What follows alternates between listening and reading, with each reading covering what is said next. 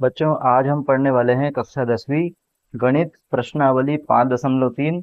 कुछ ही प्रश्न 5 पार्ट के रह गए हैं, फिर हम 6 पार्ट शुरू करेंगे। 5 पार्ट के महत्वपूर्ण प्रश्न वो हैं जो जिनमें योग निकालना है, और समांतर श्रेणी में योग निकालना थोड़ा सा कठिन होता है, तो इसके इंपॉर्टेंट क्वेश्चन मैंने लिए हैं। ज्यादा प्रश्न इसमें से पूछे नहीं जाते हैं, और पूछे जाते हैं तो इसके अथवा में जो पिछली प्रश्नावली हमने की है वो क्वेश्चन आते हैं। लेकिन फिर भी अगर क्वेश्चन आते हैं तो आप कर पाए, ऐसे क्वेश्चनों को इसमें लिया है। अगर आप चैनल पर नए हैं तो चैनल को सब्सक्राइब करें, अपने दोस्तों को भी कहें कि वो वीडियो देखें, उससे उनके नंबरों में बढ़ोतरी हो पाएगी। आप देख पाएंगे कि अभी हमने 2 वीडियो अपलोड किए थे, जिनमें पार्ट 1 के एमसीक्यू वस्तुनिष्ठ प्रश्न है, और पार्ट 2 के एमसीक्यू भी मैंने डाल दिए हैं जो वस्तुनिष्ठ प्रश्न है, 1 नंबर वाले वन लाइनर। तो आप उन वीडियो को भी जरूर देखें, क्योंकि उन वीडियो से भी आपके एक एक नंबर कवर होंगे, क्योंकि परीक्षा में एक एक नंबर भी बहुत महत्वपूर्ण होते हैं। हम देखेंगे कि समांतर श्रेणी में, एक समांतर श्रेणी है 8 3 ऋण 2 के प्रथम 22 पदों का योग ज्ञात करना है। तो जो योग हमको याद करना है वो हम देखेंगे कि 8 3 ऋण 2 के प्रथम 22 पदों का योग ज्ञात करना, ये हमको दिया है। तो हम देखेंगे इसको किस प्रकार से हल कर सकते हैं। तो जो पहला पद हमको दे रखा है उनने, ये वो 8 है, 3 है, ऋण 2 है। तो हम देखेंगे कि इस इतने भाग को आप अभी स्किप करें, ये क्या है मैं आपको बाद में बताऊंगा। अब हम देखेंगे इसका जो पहला ए का मान दे रखा है, ए का मान जो है वो 8 है। डी का हम मान निकालेंगे तो 3 में से हम 8 को माइनस कर देंगे। तो 3 में से हमने 8 को घटाया, तो ये हमारा बच जाएगा ऋण 5। ये हमारा डी का मान आ गया, ये हमारा ए का मान आ गया। और एन का मान हमको दे रखा है 22, तो हम यहाँ लिख देंगे 22। सूत्र हमारा जो होता है वो ये है। सूत्र है हमारा एस एन बराबर एन बटे दो, 2 ए धन एन माइनस 1 डी। इसका हम प्रयोग करेंगे, कितने पदों का हमको निकालना है, 22 का, तो यहाँ एस 22 लिख देंगे, बराबर एन का मान 22 है तो 22 लिखेंगे, बटे में 2 है, बटे में 2 लिख देंगे। उसके बाद 2 ए, तो यहाँ लिखेंगे 2। और ए का जो मान है वो हमको दे रखा है 8, तो यहाँ रख देंगे हम 8। उसके बाद धन लगाएंगे, फिर n-1, तो यहाँ n का मान हमको 22 दे रखा है, तो लिखेंगे 22। इसमें से 1 घटा देंगे, और d का जो मान है वो हमने निकाला है ऋण 5। इस प्रकार a, n और d के हम मान रख देंगे, जहाँ n दिखेगा 22 रख देंगे, a दिखेगा 8 रख देंगे, और d दिखेगा ऋण 5 रख देंगे। 2 से काटेंगे तो ये 11 बार कटेगा, तो कोष्टक के बाहर हमारे पास 11 आ गया। 8 दूनी हो गया 16, धन 22 में से 1 घटाएंगे तो आएगा 21, और साथ में हमारे पास है ऋण 5। अब हम देखेंगे 11, ये 16, अलग अलग चिन्हों का गुणा हो रहा है, कोष्टक के बाहर कोई चिन्ह नहीं, मतलब गुणा हो रहा है। धन की संख्या में ऋण की संख्या का गुणा होगा तो संख्या ऋण की आएगी, अलग अलग चिन्हों का गुणा होने से ऋण की संख्या आती है। गुणा करेंगे 5 एकम 5, और 5 दूनी 10। अब हम देखेंगे 11, 105 में से घटाएंगे 16 को, तो यहाँ 5 में से 6 घटेगा नहीं, उधार लेंगे, ये हो जाएगा 15। 15 में से 6 गई, बचेगा 9।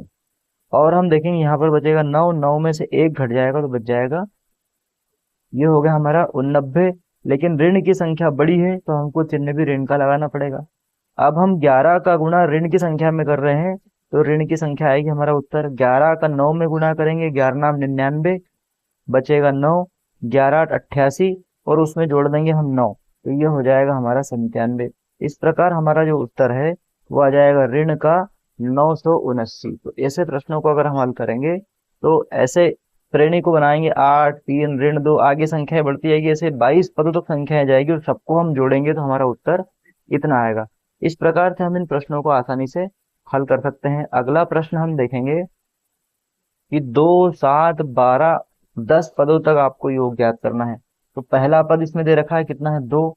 डी का मान हम पता करते हैं, दूसरे पद में से पहला पद घटाकर, और ये हो गया 7 में से 2 गई तो 5, और कितने पदों तक बोला है, 10, तो एन का मान 10 दे रखा है, ये है हमारा सूत्र। तो यहाँ लिखेंगे S10 बराबर n/2, मतलब 10/2, 2a मतलब 2 गुणा a का मान 2, धन n का मान है 10, तो 10 ऋण 1, और d का जो मान है वो है 5, तो यहाँ लिख देंगे 5। ऋण की संख्या होगी तो कोष्टक में, नहीं होगी तो वैसे लिख देंगे। 2 एकम 2, 2 पंजे 10, मतलब यहाँ आएगा 5। 2 का 2 में गुणा करेंगे हो जाएगा 4, धन 10 में से 1 कम करेंगे हो जाएगा 9, और बाहर लिखा हुआ है 5। अब हम देखेंगे 5 ये है 4, और 9 का 5 में गुना करने से आएगा 9 5 45। अब आप देख पा रहे होंगे कि बाहर 5 है और 45 में 4 जुड़ेगा तो ये हो जाएगा 49। 5 का गुना कर लेंगे, 5 9 45 की 5 बचेगा 4, 5 का 20 और 4 हो जाएगा 24। इस प्रकार हमारा जो एस 10 का मान है, मतलब 10 पदों का योग है, वो आ जाएगा 245। 49 में आप 5 का गुणा इस प्रकार भी करके देख सकते हैं। 5 9 45 की 5, हासिल का आएगा 4, 5 का 20 और 4 हो जाएगा 24। इस प्रकार हमारा जो उत्तर है 245 आ जाएगा। तो हम इस प्रकार से इन प्रश्नों को हल करेंगे, बहुत ही आसान प्रश्न है। फिर हम देखेंगे कि किसी एपी का प्रथम पद जो है वो 5 है तथा अंतिम पद जो है वो 45 है और योग 400 है, तो पदों की संख्या और सारवंतर याद करना है। तो पहला पद जो है वो 5 है, लास्ट पद एल जो है वो 45 है और योग जो दे रखा है वो 400 है। तो ऐसा प्रथम पद और अंतिम पद जब दिया है तो सूत्र ये वाला प्रयोग में होता है कि एस एन बराबर एन बटे 2 और ए धन एल, पहला पद और अंतिम पद को जोड़ देते हैं। तो 400 हमको दे रखा है योग, एन का मान हमको पता नहीं है तो वैसा का वैसा लिख देंगे। ए का मान 5 है, एल का मान 45 है। 45 में 5 को हम जोड़ेंगे तो आ जाएगा हमारा 50, और 400 लिखेंगे और ये 2 जो है वो ऊपर चला जाएगा तो गुणा हो जाएगा। तो यहाँ हमारा 400 गुणा 2 आ गया और बराबर में एन और साथ में बचा है 50। अब ये 50 आ जाएगा बटे में तो एन हो जाएगा हमारा अकेला। अब इसको हम किस प्रकार से काटेंगे, 0 से 0 कट गया तो हमारा आया 40 गुणा 2 और बटे में बचेगा 5। यहाँ है एन, 5 एकम 5 और 5 40, तो यहाँ बचेगा 8। 8 का गुणा 2 में करेंगे तो 8 गुणा 2 बराबर से एन, तो 8 दूनी हो जाएगा आपका 16। तो एन का जो मान है हमारा आ जाएगा 16। उसने पूछा पदों की संख्या और सारवंतर ज्ञात कीजिए। जब एन का मान 16 आ गया तो हम क्या करेंगे कि पहला पद और एन का मान जो 16 है वो और आखिरी पद, इससे हम डी का मान निकाल लेंगे। तो कैसे लिखेंगे, एल बराबर आएगा हमारा ए प्लस एन माइनस 1 डी। तो हम देखेंगे एल का जो मान है हमारे पास वो है 45, ए का जो मान है वो हमारे पास है 5, एन का मान हमने अभी निकाल लिया वो है 16 ऋण 1, और डी का मान हमको पता करना है। तो यहाँ लिखेंगे 45, 5 का कर देंगे पक्षांतर तो ऋण का हो जाएगा, 16 में से 1 कम करेंगे तो आएगा 15 और साथ में डी। अब हम क्या करेंगे, 45 में से 5 को माइनस करेंगे तो ये हो जाएगा हमारा 40, 15 आ जाएगा बटे में, बराबर बचेगा हमारा डी।